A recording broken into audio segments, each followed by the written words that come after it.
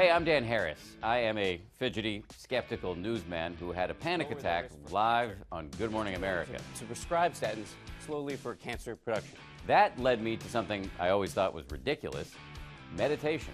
I wrote a book about it, launched an app, and now I'm starting this podcast to try to figure out if there's anything beyond 10%.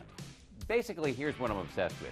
Can you be an ambitious person who is nonetheless striving for enlightenment, whatever that means? Let's start the show.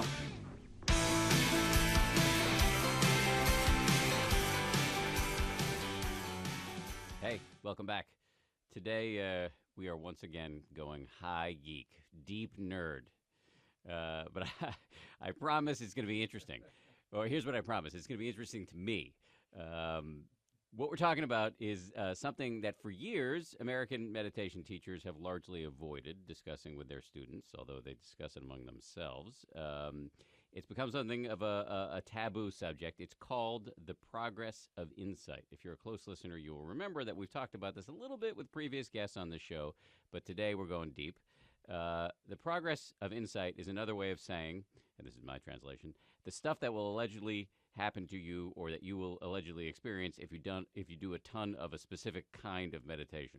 And the culminating experience, and again, I'm going to use the word allegedly because I have not tasted any of this for myself, and as a result of that, I retain a healthy skepticism about all of this. But again, the culminating experience is allegedly nirvana, which is a loaded term, but we'll get into it. So what does that even mean? What does any of this even mean? My guest today is Steve Armstrong, a longtime meditation teacher, the managing editor of a new book that's coming out soon. It's called The Manual of Insight. And I don't know how you're going to feel about this term, but it's a little bit of a cookbook for the progress of insight. We'll see how you feel about that term. You should feel free to correct me in any errors I make. And the fact that this project even exists is a bit revolutionary because, as I said, for decades, teachers really avoided this subject. So, Steve, thanks for being here. Thanks for the invitation. It's an absolute pleasure. We're going to get into the book in a big way in a minute, but I want to start by just giving people a sense of who you are, how you got here. So how did you start meditating? Well, the story I tell is after dropping out of law school, resorting to a commune to And this is in the 60s, recover, 70s? Mid-60s, late 60s, to recover from education. The focus of the commune was we were all fans of the Grateful Dead and Pink Floyd, partaking of the sacrament as often as we could. And this was our idea of a spiritual practice. Meaning, recreational LSD? Among other things. I gotcha. Yeah. So that was our lifestyle. Where was this commune? Central Maine. Okay. Yeah. So you grew up called in Maine. Summit Plantation. Summit Plantation was the name of it. Yeah. Does it still exist? It's a uninhabited territory in Central Maine. Yeah. Now it's uninhabited.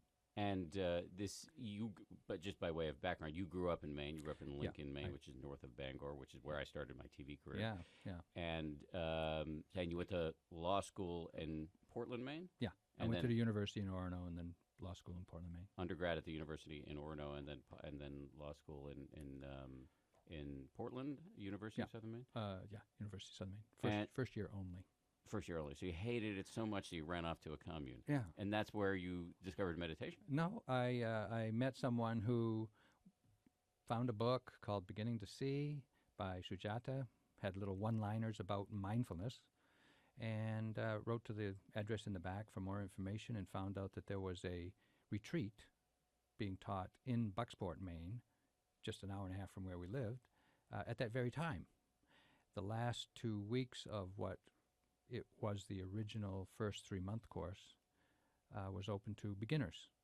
So in 1975, Jack, Joseph, Sharon, and another teacher since deceased were offering the first 3-month retreat in an old Catholic monastery in Bucksport, Maine. And we went to the last 2 weeks of it. Can I just interrupt for 1 second? Because I want to explain who Jack, Joseph, and Sharon are. Oh. Again, close listeners will know that's Jack Kornfield, Sharon Salzberg, and Joseph Goldstein, the three sort of prototypical Jew booze who brought, really pioneered, they brought the practice of insight meditation, which is turned into secular mindfulness, to these shores after having practiced over in Burma. Yeah. India, Burma, India, Burma, India, and Thailand. and Sharon has been on the show, and Jack and Joseph will certainly, I hope, be on the show in the future. So anyway, carry on. Yeah. So we went to this, on the appointed day, we drove to this monastery, and now there'd been 50 people or so had been practicing meditation there in silence for 2.5 months. So we walked in, and on one side is the dining room with a notice saying new arrivals will meet at 5 o'clock or something, and on the right-hand side was the meditation hall, a chapel turned into a meditation hall. We looked at the schedule on the door of the chapel, and it says, wake up 4 o'clock, do your yoga, sit, walk, have your breakfast, sit, walk, have your lunch, sit, walk, have some tea, sit, walk, 7:30, talk till 8:30. And we looked at each other and said, well, at least we get an hour a day to talk. But what that meant was we really get an hour a day to listen. So there we were, and prior to that time, I had never met anybody that meditated. I didn't know anything about meditation. I didn't know anything about Buddhism. I wasn't interested in spirituality. I didn't know anything about it. And it was excruciating, to sit in that hall and to just kind of watch the body scream in agony and the mind just all over the place was torturous. But one thing that happened that was noticeable and significant was when I heard the Dharma talks, the talks in the evening that was explaining the teachings of the Buddha and how it applied to our life and how to practice, I felt like I'd always known what was being said, and I always had lived that way or agreed with that, but I'd never heard it before. That's I'd never actually read kind of the way I felt. It's just like, this is so natural. Well, right? it's been called advanced common sense for a reason, right? It's not. I guess so. Yeah, and that's how I started, and did the 2 weeks, and the immersion into the mind through mindfulness practice over the course of 2 weeks is so gradual that you don't really notice. I mean, you're dealing with the day-to-day stuff, but you don't really notice that you're really getting quite deeply into the mind and out of your ordinary chatter. So that when we went back at the end of the retreat, went back to the commune, everybody was the same. Everybody was doing the same thing, and everybody was there, and it was all familiar. But because our perspective on our inner life was so different, it's like, wow, we saw the commune from a different place, from a different perspective. Who's the we? You and some friends? We and the woman who went to the retreat. Okay, so me. you and your girlfriend at the time or something? Yeah. Okay. Yeah. And so did that cause you to drop out of the commune? We gradually did more meditation practice and drifted away from the behaviors and the people and left the commune. Yeah. Took a few years, but gradually we did. And then what happened? We ended up at the Insight Meditation Center as soon as it opened, or soon after it opened. That's the meditation center in Massachusetts. Right. Yeah. Opened by Jack, Joseph, and Sharon. Opened by Jack, Joseph, and Sharon. They bought it shortly after that retreat. They bought it in February of 76. And I showed up in 77 and stayed for 8 years. 8 years? I was on staff, and I was doing retreats. And when I wasn't on staff, I did long retreat, and I was involved with the board of directors and was there to kind of, as a board member, was overseeing and participating in the creation of the Dharma Seed tape library, where all of the recordings of mindfulness retreats have been kept and made available online. So that was my home. That was my focus in life. And then you went off and became a monk. Then I finally got my act together enough, or got enough understanding or enough commitment to want to really understand what mindfulness practice was about. I think the first 8 years was kind of repair work, emotional repair work, family of origin, healing, and stuff like that. And by 85, or 84 is when I made the decision to actually go to Burma, and then I went in 85. And spent 5 years as a monk. Yeah, 5 years as a monk. So All right, that's a good background on Okay. you, Mr. Armstrong. Let's talk about this book, The Manual of Insight. It was actually written by a guy named Mahasi Sayadaw, and you were the managing editor of translating this. Who is Mahasi Sayadaw?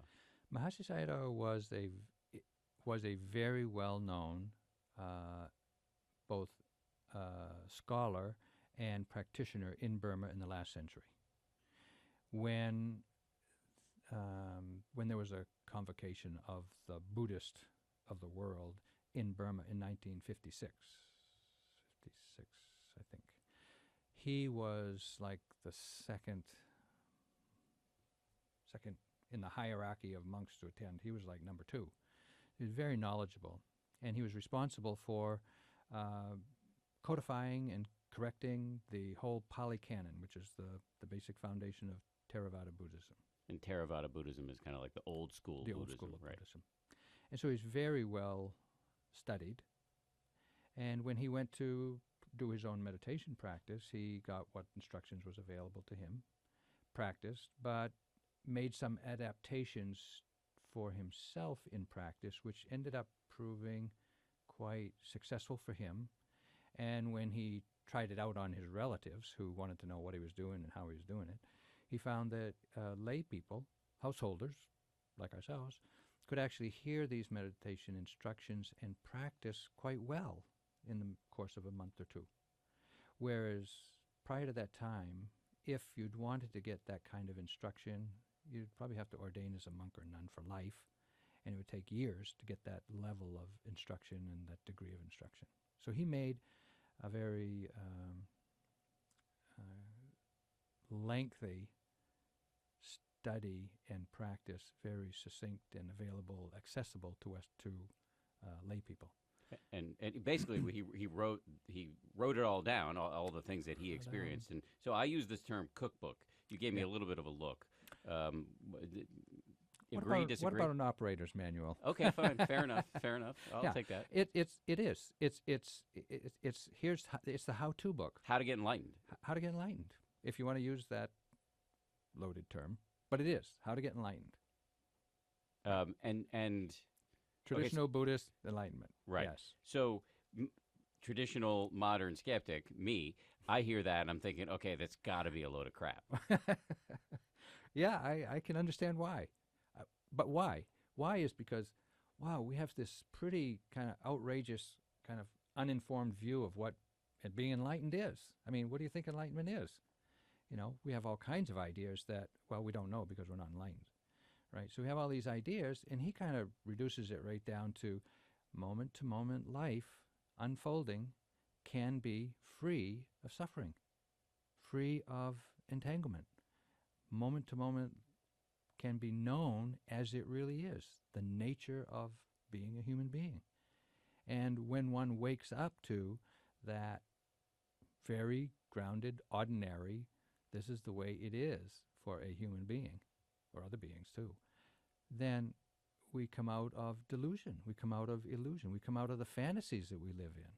We put aside our assumptions and beliefs that we've acquired through family of origin, cultural conditioning, educational system, and all that are, well, excuse me, they're fantasies, they're ways of seeing that are not in alignment with our deepest experience of the way it is, the way reality is.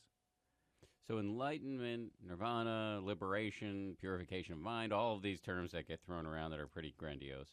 And kind of interesting and mysterious at the same time. All of that you're saying is just these are fancy ways of talking about something very normal, which is meditation practice at an advanced level allows you to see your actual life as it's unfolding right now, what you're experiencing, without the, to use your term, entanglements, without the suffering, without clinging to things that you want and pushing away things you don't want and being numbed out to the rest. That, among other things, yes. But I think that what gets in our way is that we have these beliefs and assumptions about ourselves or the way things should be or what we expect or hope it to be. And when they aren't that way, we think, well, somebody's to blame, or, it's wrong, not my thoughts are wrong or my assumptions are wrong. But we don't know. We often don't know what our assumptions and beliefs are. They're kind of uploaded into our tender little brains and minds when we're, defenseless, in our family of origin and schooling and things like that. And so we've got them, but they are, some, kind of not very skillful ways of dealing with.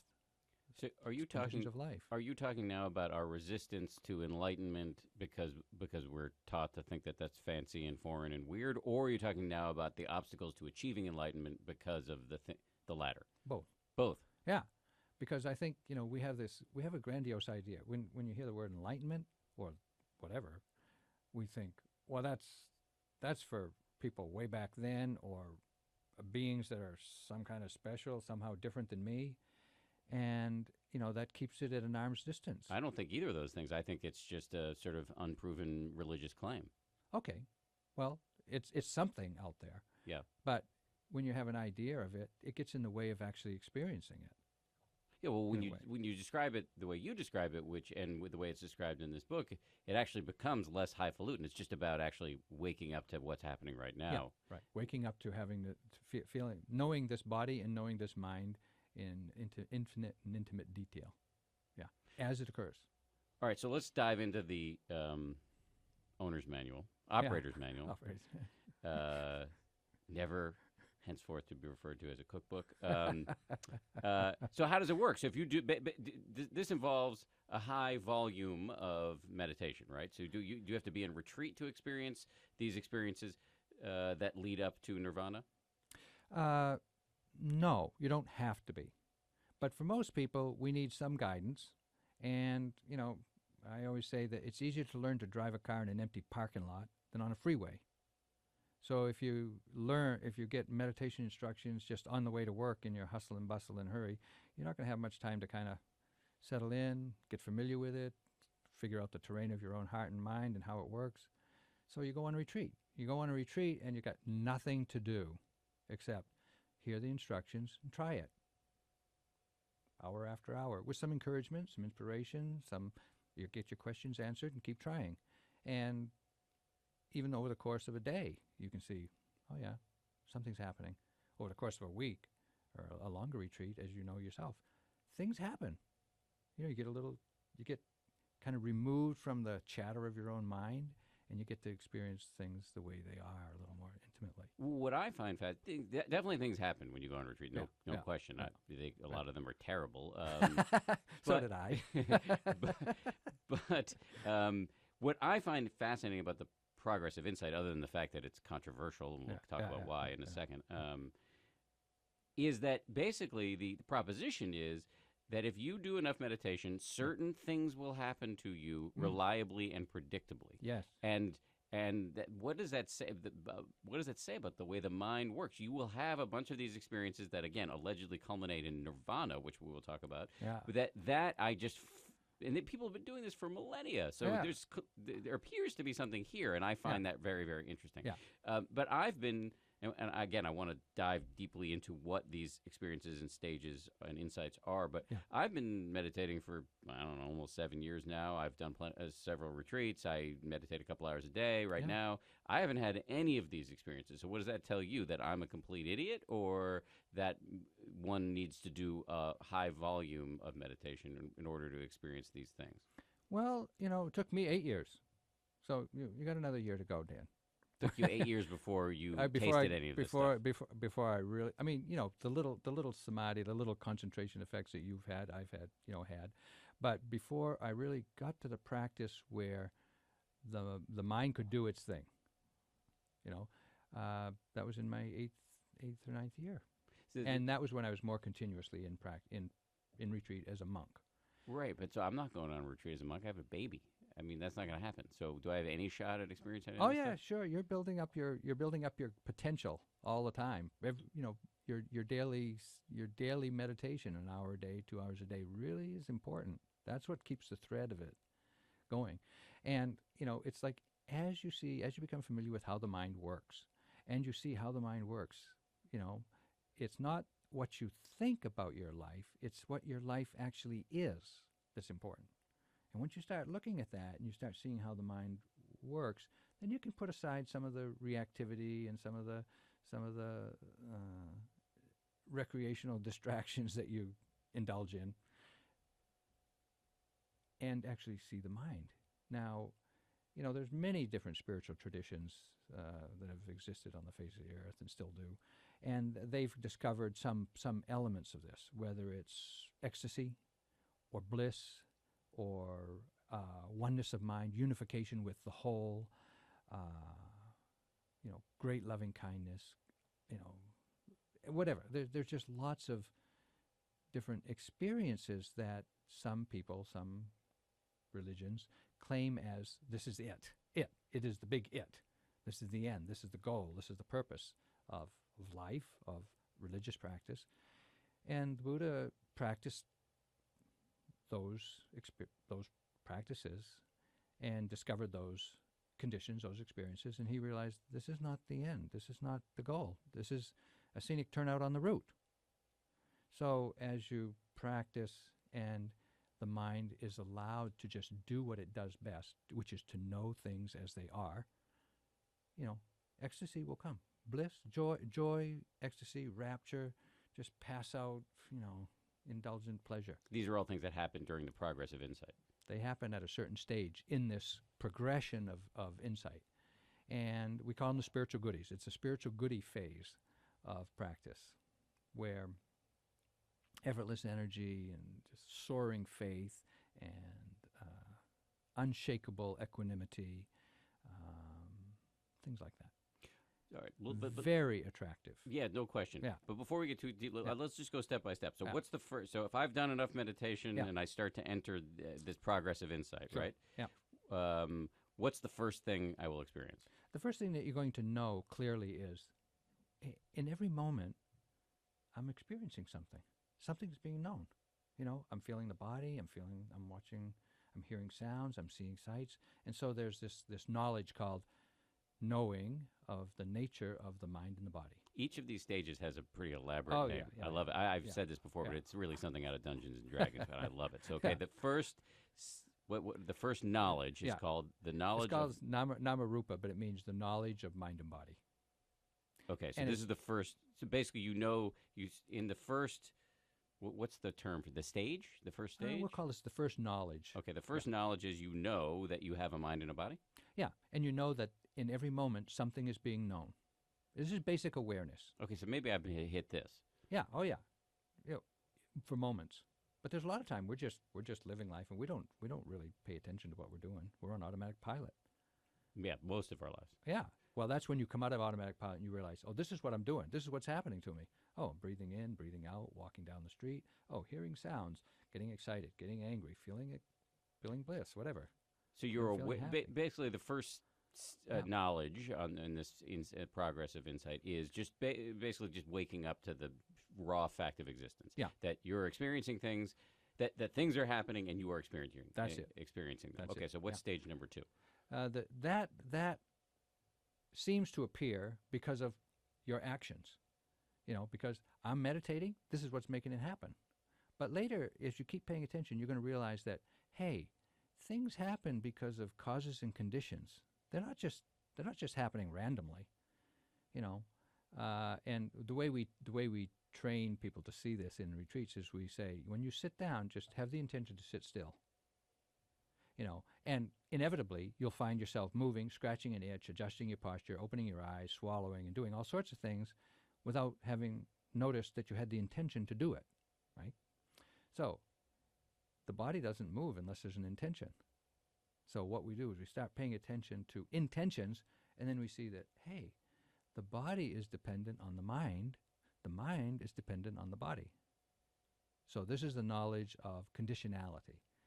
Things aren't happening randomly. They're not accidental. Whatever happens to you, mentally, physically, is not accidental. Okay, I might have experienced 2 of these knowledges. then. Okay, good. Now this is how you evaluate your own practice. Someone talks about the progress of insight, and you can say, "Oh yeah, I've had that experience," or I might get to some place and you say, "No, I haven't had that experience," and you realize, "Oh, okay, I'm this far, That's but what I'm not that shooting far. for next, right? Yeah. So, what's the third knowledge? Well, the third knowledge is you begin to What's it called? First, I love the names. this one is called comprehension, the knowledge of comprehension. It's where you start to recognize the qualities of your experience, primarily that things are changing all the time. Things are coming and going. You see that no matter what it is that you experience, it doesn't last very long.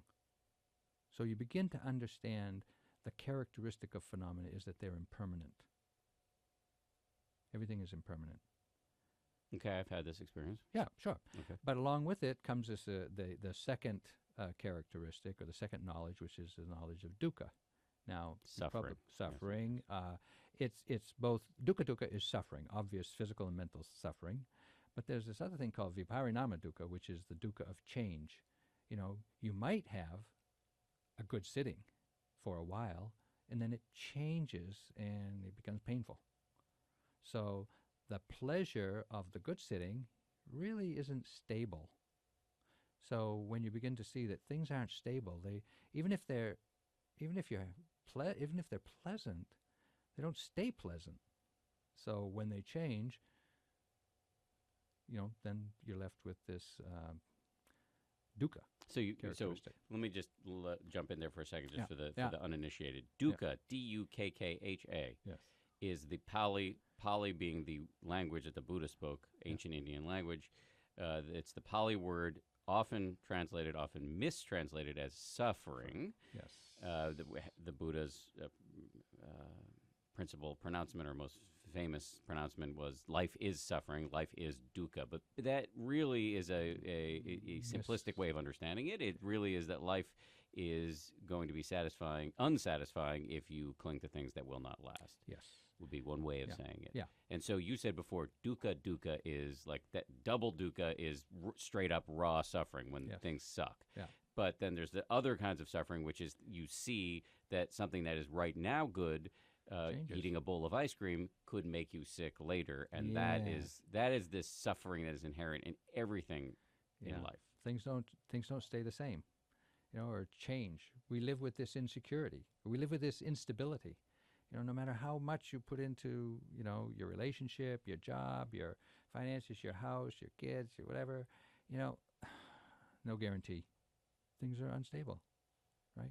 Things are insecure. So We- this is We what live you with see. a level of insecurity all the time, but we mostly try to keep it out of sight. But in mindfulness practice, we turn and see it. We look at it like, wow, this is going on. This is going on all the time. Well, one of my favorite Buddhist writers, Stephen Batchelor, talks about how Buddhism, commonly misunderstood in my view and in his view as a religion, actually is sort of a rejection of all these death-defying dogmas, and in fact is a turning toward all of the stuff that's going to destroy you. And that's a really interesting, to me, that is really the heart of what's interesting about Buddhism, or one of the areas that makes it so. So this is all this stuff that we're talking about with dukkha and suffering. This is what you understand in the third knowledge. Yep, you start to understand. There's one more thing. So there's several components to this third knowledge.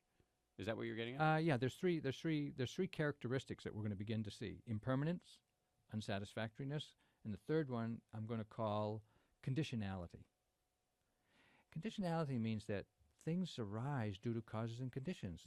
And when you see that, you realize everything is made up of other things, and there's nothing that has an inherent existence within itself.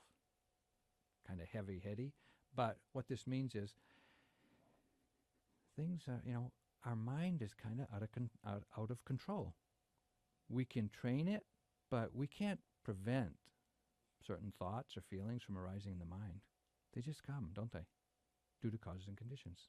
We don't control all the conditions of our life, externally or internally. And so that kind of can be coming to see this and to recognize this in our experience can be rather unsettling. Yeah. So just to recap, the first knowledge is knowledge of mind and body. Yes. Second knowledge is, Knowledge of conditionality. and third knowledge is, A knowledge of the three characteristics: impermanence, unsatisfactoriness, and I'm going to call it conditionality, but sometimes referred to as selflessness. Yeah, selflessness. But that's a scary word. It's like selflessness. Well, who am I if I'm selfless? And Right. So, that but gets in like- selfless in this context doesn't mean generous. It means that the you that you think exists doesn't exist. The Yeah, little inner you, the little, little inner Dan, Steve, Dan, the right? Steve, it doesn't yeah. actually exist. Yeah, yeah. It's just a conjunction of every moment is just a conjunction of conditions giving rise to an experience which we identify with as me. Yes, but if you break down life from the solid movie of experience to the 24 frames Yeah. per second, Yeah. you see that the little Dan is just a story you're making up every frame, as opposed to Yeah. actually what is happening in every frame Yeah. is something is happening and somebody is knowing, or and Yeah. and it is being known. Yeah. But there is nobody doing the knowing. No, that's Right. right. So this is heady stuff. So we'll Yeah. maybe not. We'll Yeah. get into it a little bit deeper Yeah. as we progress Yeah, through yeah, the yeah. progress of insight. So what is the fourth knowledge? The fourth is a significant stage in practice. It's called arising and passing away. Okay, so I think I've had the first three. Yeah. And I've heard of the arising and passing away, sometimes referred to as the A and P. A And this is the fireworks. Yeah. These are the This fireworks. is where the fireworks come. But what happens is at arising and passing away is the speed with which you can notice the moment's experience start going by very rapidly. You just see, wow, stuff is just going by, and you're not stopping the flow of experience to kind of like have a emotional reaction to it, or have a relationship, or have a cognitive story about it. It's just like the mind is just seeing things as they go by, moment to moment, very rapidly. And this is when the mind can do its work. The mind's work is to know what is. And when all of our stories about ourselves and reactions to I like it, I don't like it, kind of are put aside, and that's what happens in the first three knowledges. We slowly begin to kind of put aside all our reactions, all our beliefs and assumptions, and we just see this is the way it is.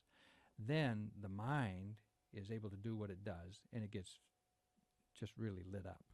And then there are these phenomena called Pseudo Nirvana. Pseudo Nirvana or Nibbana would be the Pali pronunciation of spiritual goodies. We can call them spiritual goodies. Pseudo Nibbana, meaning that people mistake the experiences they're getting in the A and P for Nirvana. Yeah. Or Nibbana. Yeah. Nirvana being Sanskrit, Nibbana being Pali. Yeah. Like what? Well, ecstasy. For example, there are times when, the mind just gets lit up, and it is just, it's not like the ecstasy of, oh boy, this is so much fun. It's just like the whole mind and body is just in, orgasmic bliss. Just like full body orgasm for hours. What's the bad part of this? It's exhausting. It's exhausting. No, but in the meantime, while you're experiencing that, and when it first arises, you say, wow, finally, I'm out of knee pain and I'm out of restless, wandering mind. It's just blissful. It's just joyful. It's like, wow, this is ecstasy. This is great. We say, this has got to be it. This is So you think good. you're enlightened at this point. That's right. So you read the chapter in my book about being on retreat. Yeah. Well, you were one of the teachers on I the was one of retreat. the- Yes. Hey, you didn't name me on I that didn't name retreat. you. Hey, I come didn't on. name you because we didn't actually meet until No, today. That's all right. But the retreat was in 2010, and there's a moment in that chapter where I describe having a very heightened experience for about 36 hours. Yeah. Is that A and P territory, or is that just like a terrible beginning meditator has his first bout of clarity and feels pretty good?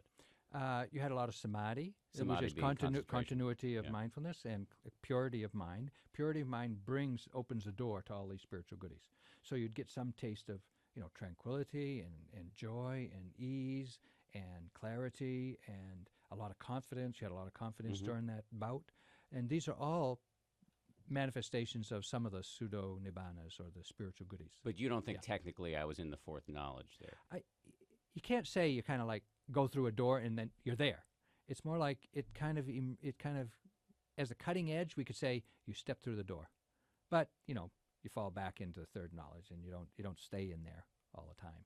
So you're gradually learning how to access that fourth knowledge. Yeah, rising, Okay. passing away. Don't take that as a confirmation of anything, but just as we're talking, it Why sounds is it so like that. touchy to confirm? Because we're really the whole process and the whole progress of insight is self-knowledge. It's about self-knowledge. And if I can say to you, poof, Dan, you're enlightened. If you believe me because of your faith in me or your wish to be enlightened or whatever, you can walk around full of BS for a long time before you realize, well, that's a delusion. So is this why we're taking a bit of a detour here from the progress of insight, but that's fine. Yeah. Is this why Western meditation teachers have been so reluctant to talk about this stuff explicitly? Partly, but I think it's more that most of us who started practice in the early years, very driven in some ways, either spiritually called or karmically called, and just really, on the fast track to get to our spiritual life. And when we were told, here's the map, check it out, some people just get really overbearing, obsessive, and strive too hard or with too much effort, which actually impedes their evolution, and I should say, of the knowledges. Right, so the weird thing about this map is trying too hard, you can't make any progress. No, that's right. So you have to put yourself in this weird kind of neutral position of trying without trying. Well, it's like, if you said, hey, I've heard of this town called Paris, I'm going to go find it. You could wander a long time before you'd ever hit Paris. So it's good to have a map. Here's the map of where Paris is. Boom. Okay, so you can wander around till you find what looks like Paris. And then you say, I need a map of the streets of Paris. So you get a map from someone who's into famous authors that lived in Paris. And you follow that map to all these locations that famous authors lived. Well, you might be obsessed with getting, your checklist done, but in the meantime, you're seeing the rest of Paris. And missing it. A lot of it. Because you've got to focus on that, and you're missing what goes by elsewhere. So same thing with having the map of a spiritual journey. If you've got a map and you're obsessively just trying to get it, that's just the wrong attitude to begin with in the first place. Did you go through some of that? Yeah, of course. When I first started meditation practice, I thought it was to have drug-like experiences. I thought, you get high. That's good. So that seemed like the goal. When I first shared that mistaken belief with Sayadaw U Pandita the first time I was practicing with him. Sayadaw U Pandita was Mahasi Sayadaw's sort of successor in Burma, and with whom you practiced. Yeah. He recently died. Yeah. And when he said something about, well, what do you think happens? And I said, well, you have these kind of experiences. You just be mindful, and you have some drug-like experiences, and then, poof, you get enlightened. He just burst out laughing. He just kind of burst out laughing. And I wasn't offended. It was just, I was naive. And so he spends a lot of time instructing, offering the teachings of what the path is, at least the beginning path, how to get onto the path. So that you're not wasting your time looking for, Pseudo Nirvana. It'll come. Anybody that practices is going to definitely experience Pseudo Nirvana. But it's pseudo. So, but just to get back to why you and your ilk, you and the other meditation teachers have been so sort of hush-hush about this. There's a lot of weirdness around this progress of insight. You're one of the first teachers who I've been able to sit here and just talk about this, and talk about the names, and then, but even you got a little. You were like, "Don't take me as confirming anything." So, and we'll have him on the show at some point. But there's a guy named Daniel Ingram who you and I were discussing before we started the podcast. Who wrote he's a Western guy. He's an ER doctor down in Alabama, and he wrote a book about how he sort of went all the way on the progress of insight. That book was very much a cookbook, a term that he's okay with. And that caused an enormous amount of controversy within the tiny world of American Buddhism. And the reason why that's controversial, there are about 7,000 reasons why it's controversial, but one of them is that if people know too much, American teachers, yourself included, have had a lot of hard experience personally and with their students of seeing people get obsessed with making progress, which of course impedes progress. Yeah, right, sure. And that was the danger. You'll know too much, and we're very heady. We're great thinkers. We Westerners are great thinkers, and we don't have a lot of faith for practice. So if you can think yourself into a kind of a blissful state, or kind of like into believing that you're enlightened, great, good. Don't have to do the work. So, excuse me, that's kind of the cynical view. But cynicism is fine here, just so you know. Yeah, It's a yeah, safe right. zone for I know cynicism. we're in the same club. But I think that the introduction of a lot of what came in with the teaching of mindfulness and insight in the West, primarily the Western psychological understandings that help a lot of us kind of get through the first years of practice and kind of become normal, and then suitable for really intensive practice of insight, I think has been a great blessing. And to have gotten a kind of this, the fast track to enlightenment early on could have derailed me and others.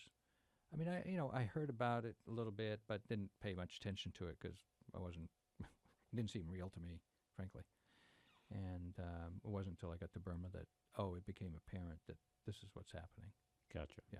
Okay, so we're at the fourth knowledge here, Yeah. the arising and passing away, which is where you see very clearly that everything is Just arising and passing away. Yeah. And that can feel really good, and you can have these pseudo Nibbana or pseudo Nirvana experiences. Yeah. Fifth knowledge? Now, let me just say about Pseudo Nirvana. Yeah. Because we think this is it, we get attached to it. We take delight in it. We take delight in bliss. We take delight in joy. We take delight in clarity. We take delight in strong faith. We take delight in effortless energy. We take delight in non-reactive equanimity, and we just feed a sense of self. We think there's somebody there. I'm really doing good, aren't I? Yes. I'm really doing good. So until we can see those experiences as just ecstasy being known, bliss being known, great faith being known, clarity, piercing clarity just being known, so what? Until we can have that level of equanimity towards those spiritual goodies, we don't progress beyond rising and passing away. So it's a big step. I could see worse things than being stuck in a state of ecstasy. That feels like a pretty good cul-de-sac to me. Well, it's a scenic turnout on the route, Dan. There's as U Pandita would say, there's better things ahead. Oh, but before you get to those better things, you got to go through some tough things. So let's progress through the other knowledges. The next because mature arising and passing away, where the spiritual goodies are arising, but you're not indulging in them. That's great. You know that the path is just noticed. Is like the best practice you've ever could imagine. It's just like it's so effortless and it's so clear and it's so continuous and it's so at times blissful and you're not indulging in it and you don't care if it comes or goes, and it's just very easy. A lot of equanimity. It's really great. And so the next phase of practice is where I guess we'd have to say we purify our understanding of dukkha. What's the name of this? It's called it's called Bhangajnana, but it's the opening to the Dukkha Jnanas, what are called the knowledge of dukkha. Suffering. Yeah, suffering.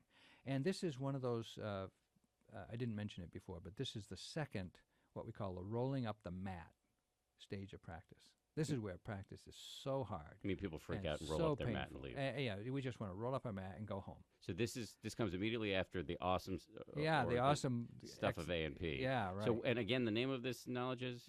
It's Bhangajnana, the knowledge of dissolution. Dissolution. So sometimes everything this is area dissolving. Sometimes this knowledge is called the dark night. Well, yes.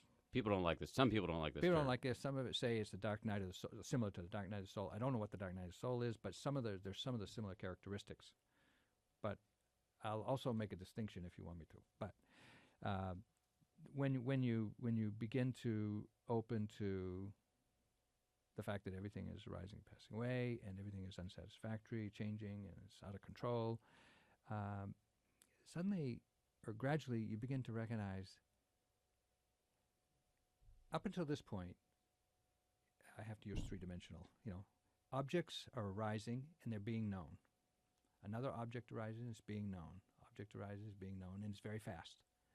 But all along, up to this point, the knowing has seemed to be steady, stable, like it doesn't arise and pass away. But at mature arising and passing away, you start to notice that the knowing itself is not steady. So the Dan that's too- knowing is Yeah. actually not there. Yeah, right. It's like the object and the knowing arise at the same time, and they both pass away at the same time. And they arise again, an object and another knowing, and it passes away. So that's An object dissolution. And another. Yeah, because the sense of a permanent, enduring knower of changing objects dissolves. And this is scary as hell for a lot of people. This is very scary. Yeah, it's unsettling because it's very you can't keep track of one moment to the next. The you that was mindful a moment ago isn't here to be mindful this time. So let me And you tell really feel it. It's visceral. It's like you feel that. It's like, where am I? Let me tell you about an experience I had when I Yeah. was young, a younger guy, much younger guy. Who Were you ever not younger?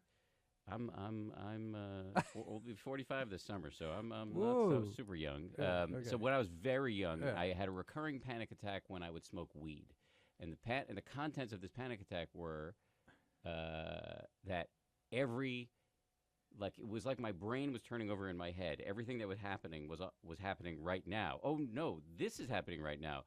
No, now it's now. Yeah. No, now it's now. And it was terrifying. Felt like I was waking up and then dying and waking up in every moment. And I know a little bit about the progress of insight in this stage, which is sometimes called the dark night or the Yeah. knowledge of fear or whatever. Yeah. I sometimes think that maybe I was having an experience like this as an immature weed smoker. It does sound like you access that understanding, that knowledge. But the difference between doing drugs or having a mental illness where one would access that kind of stuff is that you can't integrate it. You can't integrate that knowledge into an understanding that you can live with. No, I didn't integrate it at all. No, It was like no. a vampire being confronted with garlic. I was Yeah, just yeah. repulsed by it and freaked out instead of just sort of leaning into it and seeing it with some equanimity. Yeah, right. And that's what happens. We get afraid, and we have to work through the fear of objects and dissolution. And then there's another phase of this dark night. There's both the fear, and then there's what we would call disillusionment, where you start to see that all that has appeared and that we've been fascinated by in our life is just really not very. It doesn't really offer the goods. We get disillusioned with more experience. Nothing does it for you. Nothing does it for you. So this is another knowledge, another stage? Yeah, it's scary because to think nothing does it for you and there's no you that it's going to be done for anyway, it's kind of like, what's it all about? You can really fall into kind of deep confusion and nihilism and just, like you disappear and you don't, it's scary. So this progress of insight is a real adventure. It That's is. another thing I like about it. It's Oh, yeah. There are great things that happen, and then all these obstacles you have to navigate. It's back to my sort of Dungeons and Dragons comparison. Okay, so I don't know which knowledge we're in anymore, but we've gone from fear into disillusionment, and then what happens after that? Okay, so now you're getting familiar with let me just say, when people get into that stage, we recognize that this is the dissolution, this is the Bhangajnanas, this is the knowledge of Dukkha. The Dukkha jnanas, and people want to go home, and so we have to just say, okay, just settle back, just kind of notice what you can. Don't look for the kind of experience you had last week. That's going backwards. Just keep noticing what you can. Just settle back, be comfortable. Don't push. No expectations, and eventually people will get through it. Their pace of noticing gets even faster. But there's a knowledge. There's something that has to transpire in the mind. And that is, as bad as this is, I got here through the knowing that I just had to recognize something is being known in each moment. Something is being known in each moment. This now is being known in each moment. Disillusionment is being known in each moment. Fear is just being known in each moment. Terror is just being known in this moment. Okay. And when you really remember that and you kind of recommit, this is the next day. This is the next level of insight. It's called reobservation. You kind of redetermine. You determine. The way forward is to just keep noticing things are being known one after another.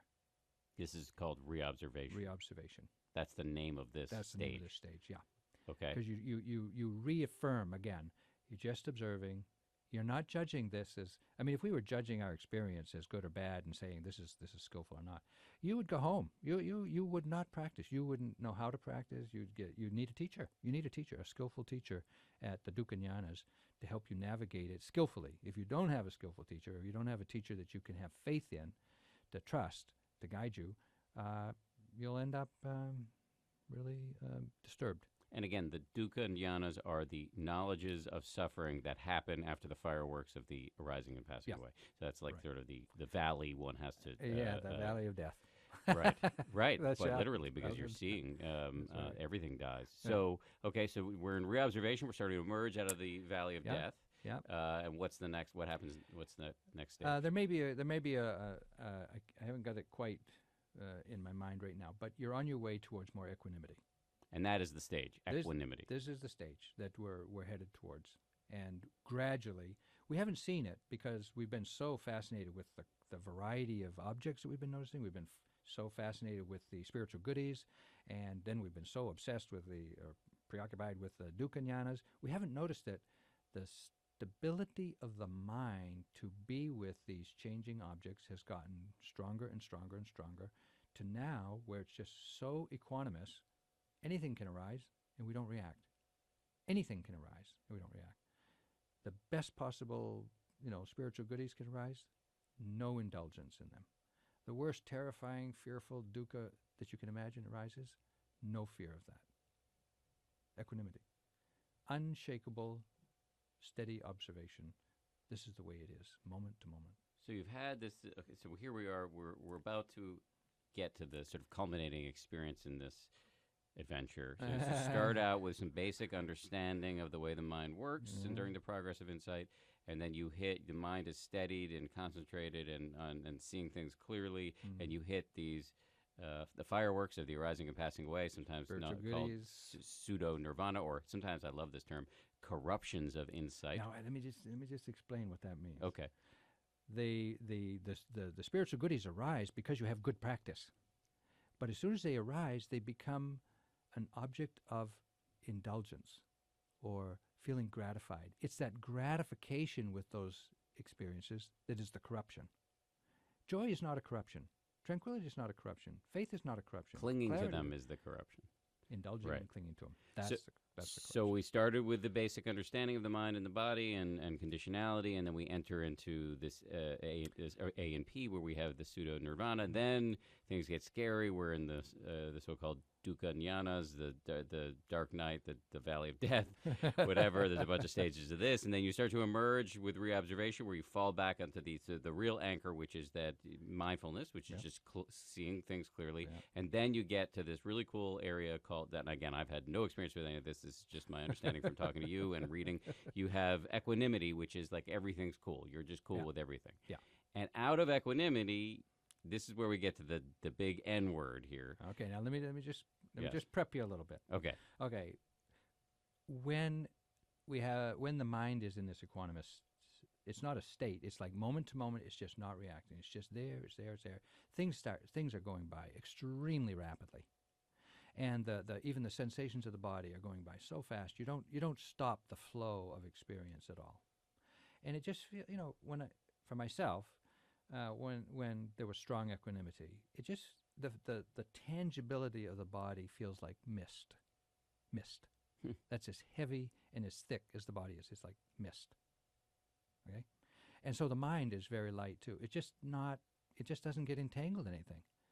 It doesn't miss anything either. It just doesn't get entangled. It doesn't pick up. It often doesn't even pick up the ideas of what's being presented to it. It sees, but it's not picking it up to massage it into, I like it, I don't, I should do this, I shouldn't do that. No, the mind doesn't do that. And so the equanimity tends towards long periods of time of just sitting quietly, observing the flow of phenomena.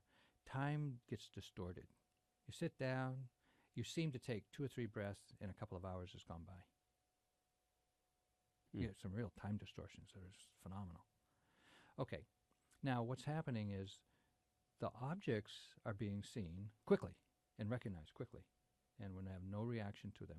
But what's being seen about them is one of the 3 characteristics. We're seeing that they're impermanent. We're seeing that they have the characteristic of dukkha, which means they're either painful themselves, not at this point, they're unstable, or they're not controllable. Unreliable. Unreliable. Yeah. And then the third characteristic is they're conditioned and they're not self. They're not stable. You can't control them. Okay, so we're seeing objects. We're seeing these characteristics of all objects. And so think of it this way, Dan. Imagine that you were seeing, you understood everything that you're experiencing is painful. You wouldn't pick it up. You wouldn't deal with it. You just, no, I don't want to deal with that.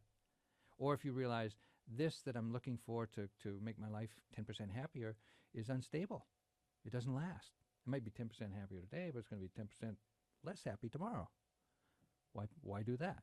So you don't pick it up. The mind doesn't reach for what it sees, doesn't offer what it looks for. So the mind is not reaching to hold on to anything because it's impermanent. It doesn't last. It has the characteristic of a dukkha. It's not controllable. It's not yours. It has no essence even. And so the mind doesn't reach. Now, when the mind doesn't reach for anything, it might fall into the unconditioned. Okay, so no, the unconditioned is another way of saying nirvana, or in the Pali word nibbana. Mm-hmm. Unpack that for me, man. What is the unconditioned, and how would one fall into it? Well, as Trungpa Rinpoche so aptly put it, he says, something like, let me think. Enlightenment is an accident. Practice makes us accident prone. Right? Okay, so it's like you can't make, it's unconditioned. It's not conditioned by anything. It's a reality. So we live in this world as this vast soup of causes and conditions, but nirvana is the unconditioned. It is this. Yeah, it's its own reality. And when you fall into it, do you spend a lot of time there, or is it like a zap and you bolt out of your chair? What happens? Well, the texts say it's just a momentary visit by the mind to this reality. And some people recognize it instantly and some don't. But if you continue to practice and develop what's called the fruition, not just the initial path of Nibbana, but the fruition of it, then it can last for a longer period of time. What's the difference between the path and the fruition? Okay, the path. Oh, okay. Let me just step back and then talk. We'll get to that in a minute. Okay. I mean, I know you're leading the conversation. No. Let me just kind of fill you in a little bit. Yes, fill me. I clearly need a lot of filling in, so go ahead. So this first visit to the unconditioned is a profound experience, and it permanently transforms the mind. Okay, and some people experience it, and it's just like, wow. They're just done. They're just done. They don't need to practice. They don't want to practice anymore. They just have done all they want to do. Some people just ride the wave of bliss and kind of dharma joy for hours, if not days. Just kind of like, wow, relief. It's a kind of relief that's just like unbelievable. Okay?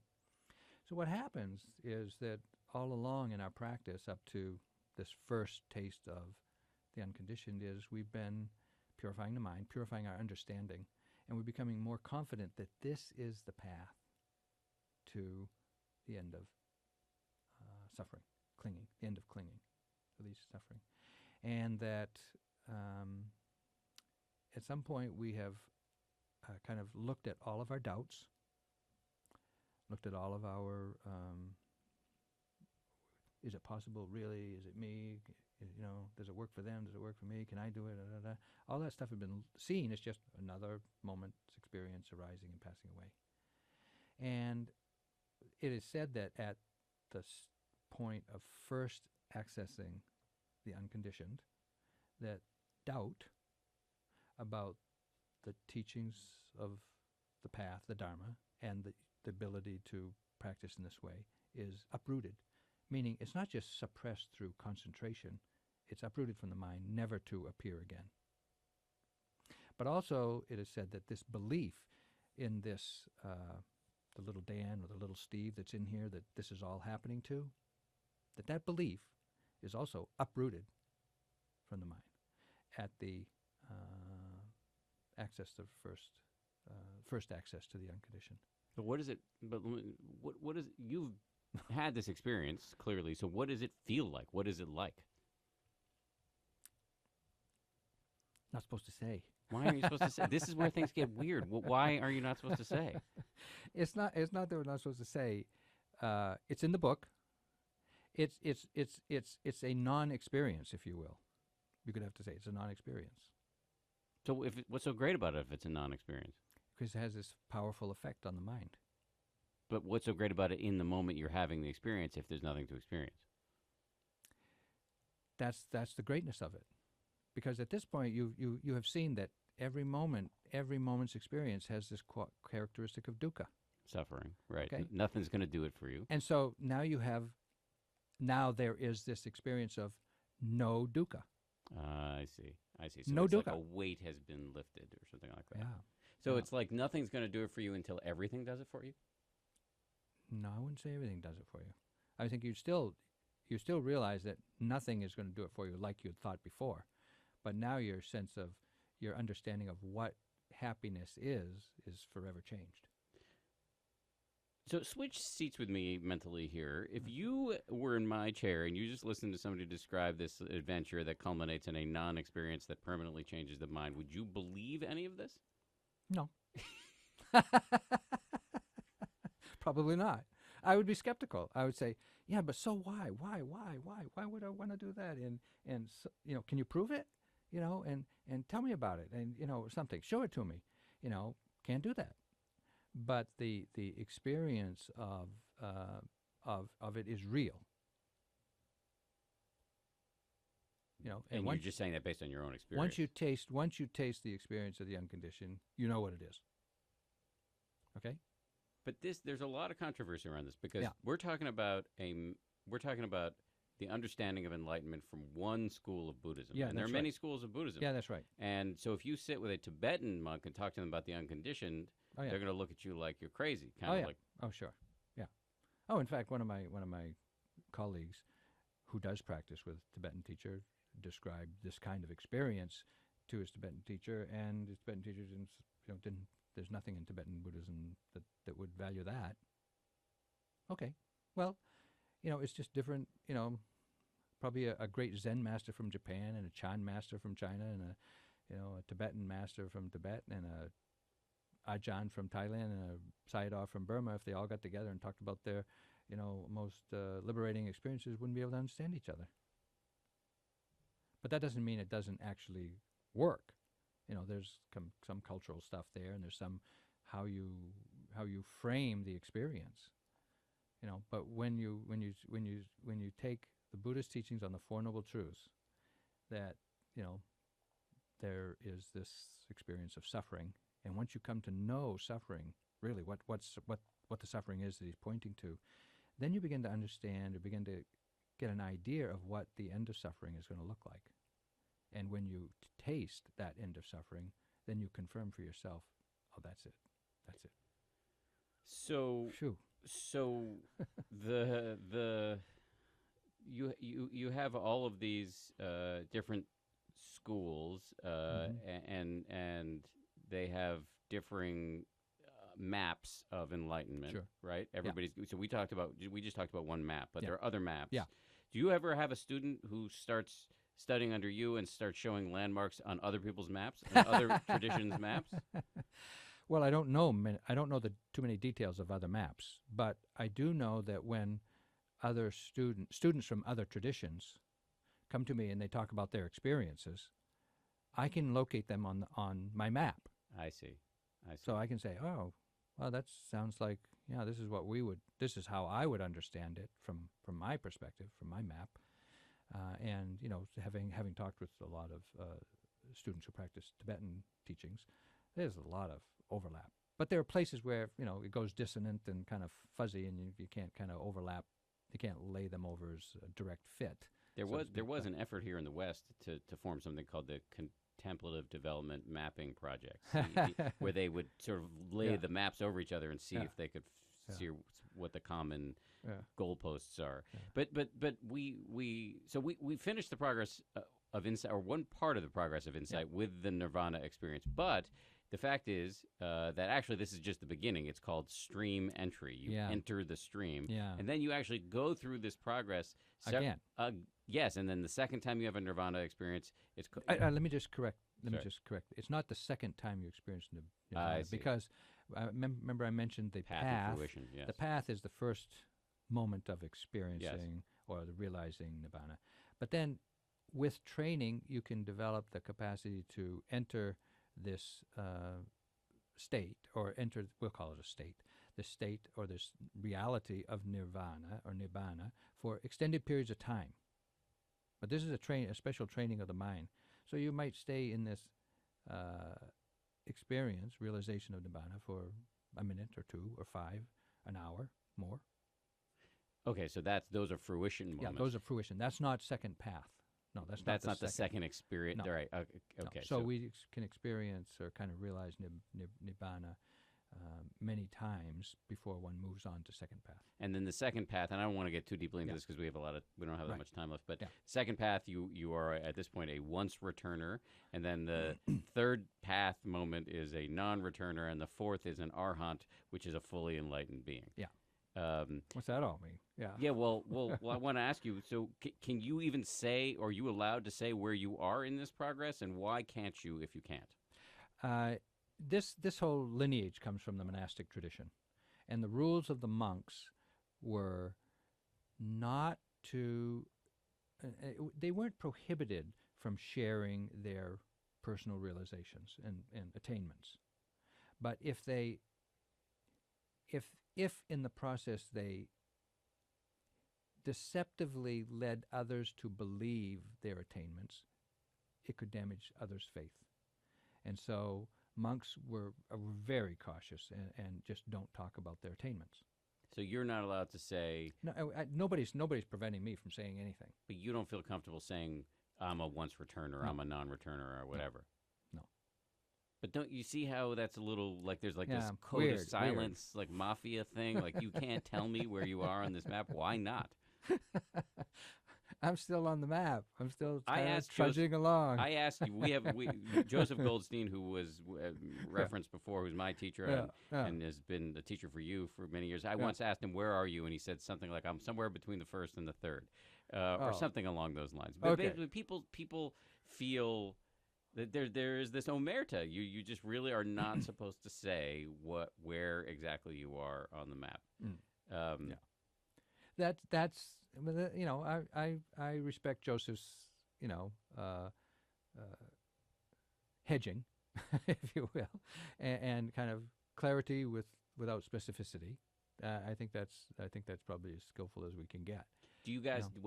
Are you comfortable talking about this with your teacher or among other teachers, or are there like backroom conversations where you guys sort of figure out where you are?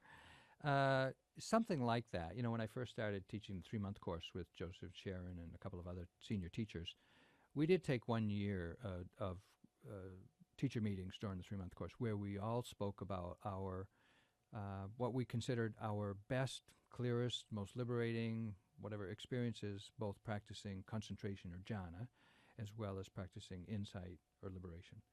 And what was really instructive to me, Dan, was that we were all practicing in the same tradition, the Mahasi Sayadaw tradition, and we all had very distinctively different experiences. But we all had a similar understanding.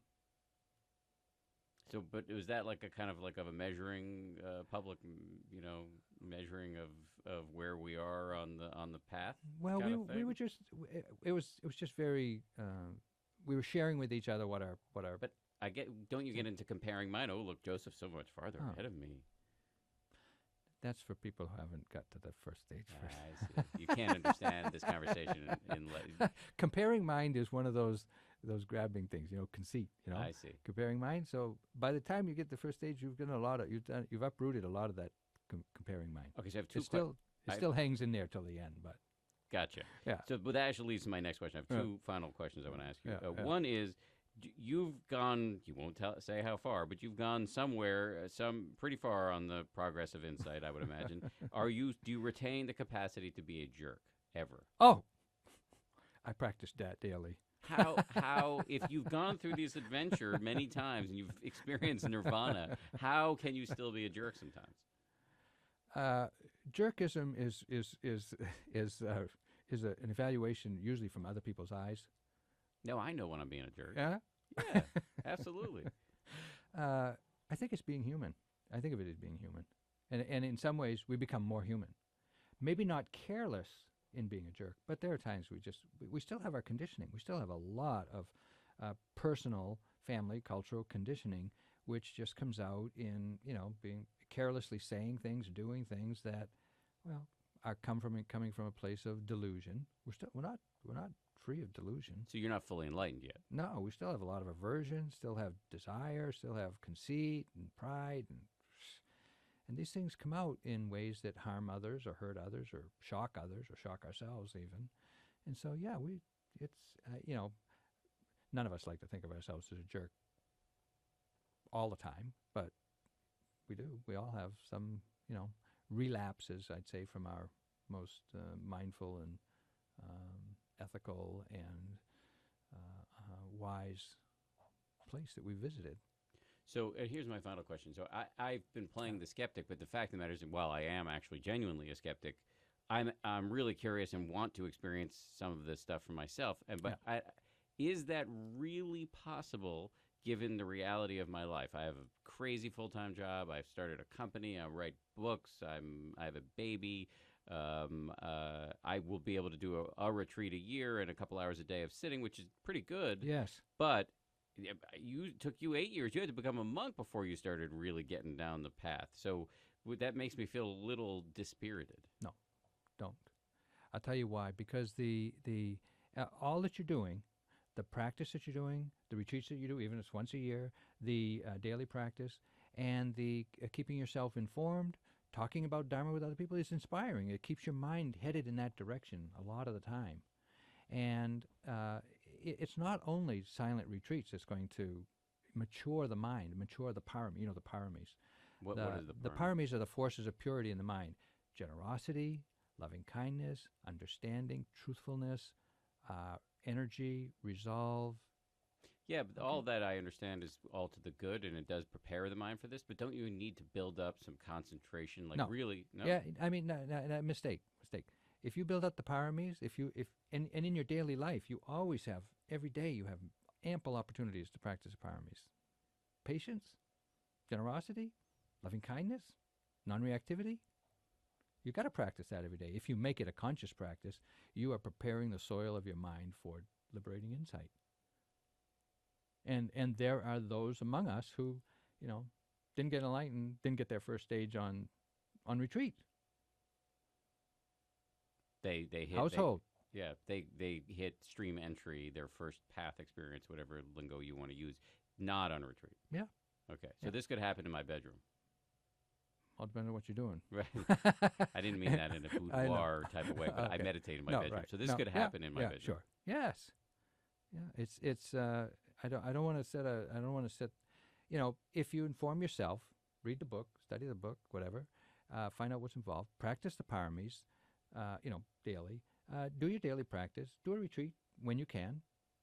You gradually, if you haven't gotten first stage yet, you will. You're doing everything you can to move closer to that. But when you say you will, you actually kind of mean like maybe not in this lifetime, but perhaps the next. That's what you mean. I have faith, Dan. You can do it. Steve Armstrong, you've been a great guest. I really appreciate it. It's such a pleasure to meet you. And for the second time, remember? For the second time, right. The book is called The Manual of Insight. Yes. And you are the managing editor, published by Wisdom Publications. Available in 2 weeks, or on May 17th. May 17th, 2016. For those of you watching or listening in the distant future, this may be the distant past for you. But thank you again. I really appreciate it. Thank you very much for inviting me on. I've enjoyed having the conversation. Me too. Okay. Me too. I want to thank my producers before we close, Josh Cohan, Lauren Efron, Sarah Amos, and Dan Silver. And thank you guys for listening. And if you like what we're doing, review us or rate us. And if you want to learn how to do sort of the shallow end of the pool, the beginning practices, meditation, you can check out the 10% Happier app, where Joseph Goldstein and some of the other teachers, Sharon Salzberg, some of the other teachers mentioned by Steve, are teaching courses. Thanks again. We'll see you next time.